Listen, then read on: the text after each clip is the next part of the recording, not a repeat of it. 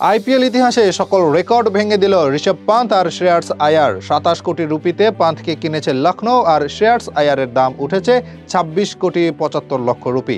গত আসরে যেই মূল্য পেয়ে হইচই ফেলে দিয়েছিলেন মিচেল স্টার্ক, এবার তার চেয়েও 2 কোটি রুপি বেশি পেয়েছেন শ্রেয়াস আয়ার ও ঋষভ পান্থ।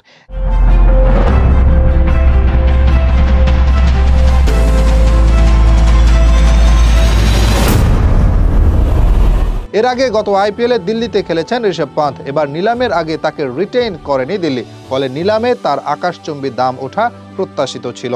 এদিকে গত আসরে শিরোপা জয়ী কলকাতার ক্যাপ্টেন ছিলেন শ্রেয়াস আয়ার, কিন্তু শাহরুখের দল তাকে রিটেইন করার সুযোগ পেয়েও করেনি।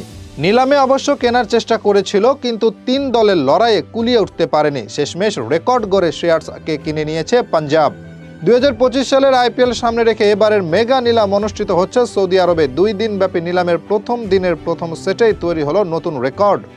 শ্রেয়াস আয়ারের নাম আসতেই বিড শুরু করেছিল কলকাতা নাইট রাইডার্স। এরপর তাদের সাথে যুক্ত হয় পাঞ্জাব কিংস। 2 কোটি ভিত্তিমূল্য থেকে শ্রেয়াসের দাম বাড়তে থাকে ক্রমান্বয়ে। শেষে পাঞ্জাব কলকাতার সাথে যুক্ত দিল্লি ডেয়ারডেভিলস। আগে দিল্লির হয়ে আইপিএল খেলেছিলেন শ্রেয়াস, এবার নতুন অধিনায়কের খোঁজে রয়েছে তারা। সেই হিসেবে শ্রেয়াসকে দিল্লিও পেতে চেয়েছিল, কিন্তু 3 দলের লড়াইয়ে কলকাতা দিল্লিকে হার মানতে হয়।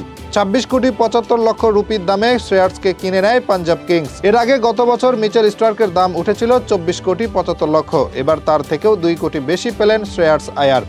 এটাই ছিল আইপিএল ইতিহাসের সর্বোচ্চ মূল্যের রেকর্ড। তবে 10 মিনিট পরে সেই রেকর্ড ভেঙে দিয়েছেন ঋষভ পান্থ। লখনৌ সুপার জায়ান্টস তার জন্য খরচ করেছে 27 কোটি রুপি। এর আগে আর কোনো ভারতীয় খেলোয়াড় আইপিএলে এত বেশি পারিশ্রমিক পাননি। এমনকি দেশি বিদেশি মিলিয়েও আর কেউ আশেপাশে আসতে পারেননি। এবারের আইপিএল নিলাম শুরুতেই কারাকারি লেগেছিল ভারতীয় বোলার আর্শদীপকে নিয়ে। 4টি দল তাকে পাওয়ার জন্য লড়াই করছিল। শেষ পর্যন্ত সাবেক দল পাঞ্জাব তাকে রেখে দিয়েছে 18 কোটি রুপিতে। অন্যান্যদের মধ্যে সবচেয়ে আলোচিত ছিলেন মিচেল স্টার্ক ও জস বাটলার। বাটলারের জন্য লড়াই করেছে পাঞ্জাব এবং গুজরাট টাইটান্স। শেষ পর্যন্ত বাটলারের দাম উঠেছে 15 কোটি 75 লক্ষ রুপি। তবে সবচেয়ে বেশি আলোচনা হয়েছে মিচেল স্টার্ককে নিয়ে। গত আসরে যে স্টার্ক 25 কোটির রেকর্ড গড়েছিলেন, এবার তার মূল্য উঠেছে 10 কোটি 75 লক্ষ রুপি। আগের বারের চেয়ে প্রায় 14 কোটি কমে দিল্লিতে যোগ দিয়েছেন মিচেল স্টার্ক। রবিবার সৌদি আরবে এবারের মেগা নিলাম শুরু হয়েছে। এবারের আইপিএলে মেগা নিলামে নাম দিয়েছিল 1550 ক্রিকেটার। তবে যাচাই বাছাই করে 574 জনকে নির্বাচিত করেছে ভারতীয় ক্রিকেট বোর্ড।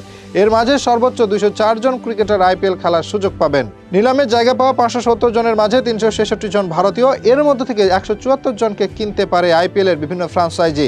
অন্যদিকে বিদেশি খেলোয়াড়দের জায়গা রয়েছে 70টি। নিলামে বিদেশি খেলোয়াড় রয়েছেন 208 জন। বাংলাদেশ থেকে এবার 13 জন ক্রিকেটার আইপিএল এর জন্য নাম দিয়েছিলেন। সেখান থেকে 12 জন স্থান পেয়েছেন চূড়ান্ত তালিকায়, যদিও প্রথম দিনের তালিকায় তাদের কারো নাম নেই।